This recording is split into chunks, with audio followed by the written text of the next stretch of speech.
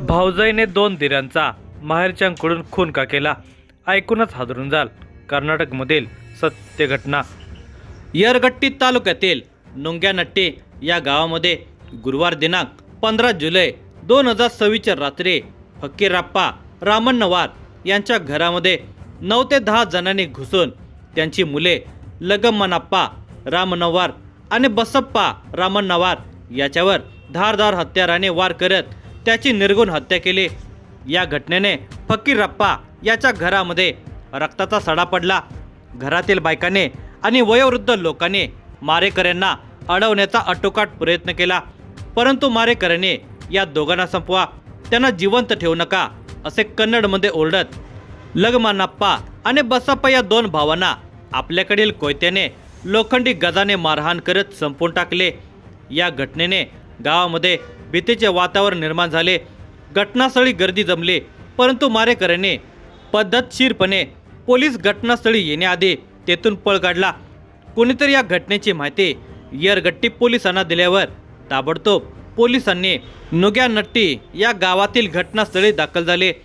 या दुहेरी खुनाच्या घटनेने संपूर्ण उत्तर कर्नाटक हादरून गेले. घटनास्थळी जिल्हा पोलीस प्रमुख के रामराजन यांनी भेट दिली. येरगट्टी पोलिसांनी या घटनेची माहिती फकीरप्पा रामण्णवार याच्याकडून या घटनेची माहिती घेतली. या घटनेतील संशयित पळून गेले असल्याने पोलिसांनी त्याचा शोध चालू केला. ही घटना कोणत्या कारणातून घडली आणि या घटनेतील संशयित कोण आहेत याची येरगट्टी पोलिसांतून मिळालेली माहिती पुढील प्रमाणे आहे. पण तत्पूर्वी ही धक्कादायक व्हिडिओ पुढे पाहण्याअगोदर जर तुम्ही या चॅनेलवर जर नवीन असाल तर प्लीज आपल्या या मराठी चॅनलला नक्की सबस्क्राईब करा. येरगट्टी तालुक्यातील नुंग्यानट्टी येथील फकीरप्पा रामण्णवार हे राहायला आहेत. त्यांचे कुटुंब सुरुवातीपासून मोठे आणि एकत्रित असल्याने घरामध्ये त्यांच्या शेतीच्या आणि जागेच्या वाटणीवरून वाद सुरू होता. फकीरप्पा रामण्णवार यांना 3 मुले लंगमनप्पा, बसप्पा आणि येल्लप्पा आणि 2 मुली. त्यांच्या मुलीची लग्ने झाली असल्याने त्या त्यांच्या सासरी नांदायला आहेत. फकीरप्पा यांना 9 एकर शेती असून त्यात शेतीचा वाद घरामध्ये चालू होता. येल्लप्पा हा त्यांचा सर्वात मोठा मुलगा, त्यामुळे त्याने घराची शेतीची वाटणी करावी असे मत होते. परंतु येल्लप्पा हा घराची आणि शेतीची वाटणी करत असताना ती वाटणी त्याचे बंधू बसप्पा आणि लंगमनप्पा यांना पटत नव्हते. त्यातच येल्लप्पा हा दारूच्या आहारी गेला असल्याने त्याच्या वाटणीला येणारी शेतजमीन आपल्या मुलाच्या नावे करावे असे मत येल्लप्पा याची बायको अण्णावा हिचे होते. ती घरची सगळ्यात मोठी सून असल्याने ते आपला हेका काही सोडायला तयार नव्हते. परिणामी घरामध्ये तिच्याबरोबर इतरांची भांडणे होऊ लागली. ही भांडणे इतकी विकोपाला गेली की अण्णावा या भांडणातून आपल्या माहेरी जाऊन राहू लागले. त्याचा परिणाम असा झाला की घराचा कारभार सगळा विस्कटला गेला. जो तो घरामध्ये राहून वेगवेगळा संसार आणि कारभार करू लागला. त्यातच येल्लप्पा हा आधीच दारूच्या आहारी गेला असल्याने तो रोज रात्री दारू पिऊन येऊन घरातील बसप्पा आणि लंगमनप्पा यांच्याबरोबर भांडणे काढून त्यांना शिवीगाळ करू लागला. ते दोघेही अलीकडे दारू पिऊ लागल्याने तेही दारूच्या नशेमध्ये घरात आले की भांडणाला जोर चढत होता. वयोवृद्ध फकीरप्पा यांनी मुलांची भांडणे मिटवण्याचा प्रयत्न केला, परंतु घरच्या सुनाने त्या भांडणामध्ये तेल ओतण्याचे काम केल्याने भांडणे वाढतच गेली. अण्णावा जशी माहेरी गेली तसे बसप्पा आणि लंगमनप्पाच्या बायकाही भांडून माहेरी जाऊ लागल्या. घरातील शांतता धोक्यात आली होती. गावातील पंचांनी मध्यस्थी करत मिटवण्याचा प्रयत्न केला. त्यांनी माहेरी गेलेल्या अण्णावाला बोलावून घेऊन पंचांच्या मीटिंगमध्ये बसवले. दीर भाऊजाई मीटिंगला एकत्र आल्यावर पंचांनी निर्णय दिला की येल्लप्पा आणि अण्णावा याचा मुलगा नीलकंठ यांच्या नावावर येल्लप्पा याच्या नावे येणारी 1 एकर शेत जमीन करावी. तो अजून अज्ञान असल्याने तो संज्ञान झाल्यावर म्हणजे नीलकंठ 18 वर्षांचा झाला की त्याच्या नावावर ती 1 एकर शेत जमीन करावी आणि अण्णावा हिला 2 लाख रुपये बसप्पा आणि लंगमनप्पा यांनी द्यावे. तसे संमतीपत्र पंचांनी दीर भाऊजाई यांच्याकडून करून घेतले आणि हा वाद जवळपास मिटवला होता. या संमतीपत्राला अण्णावा आणि तिच्या दोन्ही दिरांनी संमती दिलेली होती. त्यावेळी हा वाद मिटला खरा, पण अण्णावा ज्यावेळी परत आपल्या माहेरी गेले त्यावेळी तिने मिटलेला वाद आपल्या भावांना सांगितला, परंतु तिने मिटवलेला वाद हा तिच्या भावांना पटला नाही. अण्णावा चुलत आणि सख्खे असे 8 जण भाऊ असल्याने त्याने अण्णावाला सांगितले की हा वाद जर मिटवायचा असेल तर हा वाद तुला मान्य नाही असे तू तुझ्या दोन्ही दिरांना सांग. परत आपण मीटिंग बसवूया आणि यापेक्षा जास्त आम्ही तुला तुझ्या पदरामध्ये पाडून देऊ. तिने आपल्या भावांचे ऐकून आपल्या 3 भावांना घेऊन नुंग्या नट्टे येथे आपल्या सासरी गेले. तिथे लंगमनप्पा आणि बसप्पा या दोन्ही दिरांना आणि सासरे फकीरप्पा रामण्णवार यांना बोलावून घेऊन मागे झालेला निर्णय मला मान्य नाही. मला कमी जमीन येत असल्याने मला तो निर्णय मान्य नाही. मला माझ्या नवऱ्याच्या हिश्श्याची माझ्या नावे मला करून पाहिजे असे सांगून मागे झालेल्या संमतीपत्राचा कागद तिने फाडून टाकला. त्यावेळी झालेल्या भांडणात दीर बसप्पा आणि लंगमनप्पा यांनी तिला आणि तिच्या भावांना सांगितले की तुम्ही कुठे जायचे तिकडेच जा, आता तुम्हाला काहीच मिळणार नाही. हा वाद इतका जोरात झाला की अण्णावा हिने आपल्या दोन्ही दिरांना आणि सासऱ्यांना बघून घेण्याची भाषा केली.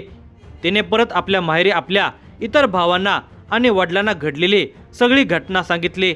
त्यावेळी तिच्या वडिलांनी आणि भावाने तिला शांत राहण्यास सांगून आता इथून पुढे आम्ही बघतो, त्याचे काय करायचे ते तू गप्प राहा असे तिला सांगितले. त्यानंतर काही दिवसांनी तिने आणि तिच्या माहेरच्या लोकांनी परत नुंग्या नट्टीला जाऊन हा वाद मिटवण्याचा प्रयत्न केला. त्यावेळी झालेल्या भांडणात अण्णावा हिचे दीर बसप्पा आणि लंगमनप्पा यांनी अण्णावा हिला आणि तिच्या माहेरकडील लोकांना धमकी देत परत इथे पाय ठेवला तर याद राखा असे सांगून त्यांचा अपमान केला. त्यावर अण्णावा आणि तिचे भाऊ लंगमनप्पा आणि बसप्पा यांच्यावर चिडले. त्यांनी त्या दोघांना बघून घेण्याची भाषा केली. त्यानंतर ते आपल्या गावी गेले. अण्णावा हिचे वडील महादेवाप्पा सन्नमनवर यांनी आपला भाऊ देवाप्पा, मुलगा शिवलिंगप्पा, शिवानंद, लंगमप्पा, शिवण्णप्पा यांना आपल्या कटामध्ये सामील करून घेतले. अण्णावा हिने या कटामध्ये महत्त्वाची भूमिका निभावली. तिने आपल्या इतर 3 भावांना या कटामध्ये सामील करून दिरांचा आणि सासऱ्याचा कायमचा काटा काढा असे सांगितले. त्याप्रमाणे हे सर्वजण दिनांक 15 जुलै 2026 रात्री आपल्या गावातून नुंग्या नट्टीला आले. त्यावेळी रात्रीचे 10 वाजले असावेत. बसप्पा आणि लंगमनप्पा यांची कुटुंबे जेवण करून झोपण्याच्या तयारीमध्ये होते. त्यावेळी अण्णावा हिच्या वडील आणि इतर भावाने बसप्पा आणि लंगमनप्पा यांना त्यांच्या घरामध्ये घुसून त्यांना ओढत बाहेरच्या खोलीमध्ये आणून त्यांना कन्नडमध्ये शिव्या देत त्यांना खाली पाडून त्या दोघांना लाथाबुक्क्यांनी तुडवण्यास सुरुवात केली. या घटनेने फकीरप्पा याच्या घरातील इतर लोक धावत पळत बाहेर आले. त्यांनी बसप्पा आणि लंगमनप्पा यांना मारेकऱ्यांच्या तावडीतून सोडवण्याचा प्रयत्न केला. फकीरप्पा हे वयोवृद्ध असून मुलांना मारहाण होत असताना मारेकऱ्यांच्या तावडीतून सोडवताना ते आपल्या दोन्ही मुलाच्या अंगावर पडले. त्यांनाही मारेकऱ्यांनी मारहाण केली. त्यांना मारहाण अण्णावा हिने आपल्या माहेरकडच्या लोकांना चितावणी देत त्यांना मारा, सोडू नका असे कन्नडमध्ये सांगितले. त्यावेळी एकाने बसप्पा याच्या अंगावर आपल्याकडील कोयत्याने सपासप वार केले तर दुसऱ्या एकाने लंगमप्पा यांच्या अंगावर आपल्याकडील धारदार शस्त्रांनी वार केले.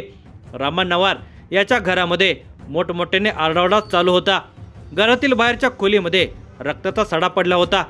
बसप्पा आणि लंगमप्पा यांच्या अंगावर धारदार शस्त्राने वार झाल्याने ते दोघे रक्ताच्या थरोळ्यामध्ये जमिनीवर पडलेले होते. या दोघांना रक्ताच्या थरोळ्यात बघून घरच्या बायकाने आणि फकीरप्पा यांनी मोठ्याने आक्रोश केला. या घटनेनंतर नुंग्या नट्टी गावात भीतीचे वातावरण तयार झाले. जो तो घटनास्थळी धाव घेत काय घडले याची विचारपूस करत होते. घटनास्थळी बघ्यांची गर्दी जमलेली होती. मारेकऱ्यांनी पोलीस येण्याआधीच घटनास्थळावरून पलायन केले होते. कुणीतरी या घटनेची माहिती येरगट्टी पोलिसांना दिली. या दुहेरी खुनाची माहिती मिळताच पोलीसही तातडीने नुंग्या नट्टी येथील घटनास्थळी दाखल झाले. रात्रीचे 12 वाजले असावेत. पोलिसांनी घटनास्थळावरील गर्दी हटवून पंचनामा चालू केला. घटनास्थळी पडलेले दोन्ही मृतदेह हलवून लागलीच दोन्ही मृतदेह विच्छेदनासाठी येरगट्टी येथील सरकारी रुग्णालयामध्ये पाठवून दिले. या घटनेची माहिती पोलिसांनी आपले वरिष्ठ पोलीस अधिकाऱ्यांना दिले। जिल्हा पोलीस प्रमुख के रामराजन यांनी घटनास्थळी जाऊन या दुहेरी खुनाची माहिती घेऊन पोलिसांना तपासाच्या योग्य त्या सूचना देत संशयित आरोपींना जेरबंद करण्याच्या सूचना दिल्या। पोलीस या घटनेचा तपास करत असताना 3 दिवसांनी या घटनेतील संशयित आरोपी पोलिसांच्या ताब्यात आले। या घटनेची माहिती पोलिसांनी आधीच फकीरप्पा यांच्याकडून घेतली होती, त्यामुळे संशयित आरोपीच्याकडे पोलीस चौकशी करत असताना त्याच्याकडून गुन्हा कबूल करून घेण्यास पोलिसांना वेळ लागला नाही। पोलिसांच्या चौकशीमध्ये त्यांनी आपला गुन्हा कबूल केला। या घटनेची फिर्याद फकीरप्पा रामण्णावार यांनी दिली असल्याने त्यांच्या फिर्यादीनुसार पोलिसांनी लंगमप्पा फकीरप्पा रामण्णावार वय वर्ष 40, त्याचा भाऊ लंगमप्पा फकीरप्पा रामण्णावार वय वर्ष 45 यांच्या खून प्रकरणी येरगट्टी पोलीस ठाण्यामध्ये भाऊजाई अण्णावा यल्लाप्पा रामण्णावार, तिच्या माहेरचे महादेवप्पा शिंगवलाप्पा सन्नम्मावार, त्याचा मुलगा शिवलिंगप्पा महादेवप्पा सन्नम्मावार, शिवानंद महादेवप्पा सन्नम्मावार, लंगमप्पा सन्नम्मावार, शिवलिंगप्पा उर्फ शिवण्णप्पा सन्नम्मावार आणि अण्णावा यल्लाप्पा रामण्णावार यांच्या विरोधात भारतीय न्याय संहिता कलम 103(1) आणि इतर कलमान्वये गुन्हा दाखल करून पोलिसांनी या सर्वांना कोर्टासमोर उभे केले असता कोर्टाने या सर्वांची रवानगी बेळगावी हिंडलगा जेलमध्ये केली। त्यांच्याकडून पोलिसांनी गुन्ह्यात वापरलेले धारदार शस्त्र जप्त केले। या घटनेतील इतर संशयितांचा शोध सुरू आहे। या घटनेचा पुढील तपास येरगट्टी पोलीस करत आहेत। या घटनेची माहिती प्रसारमाध्यमांना जिल्हा पोलीस प्रमुख के रामराजन यांनी दिली।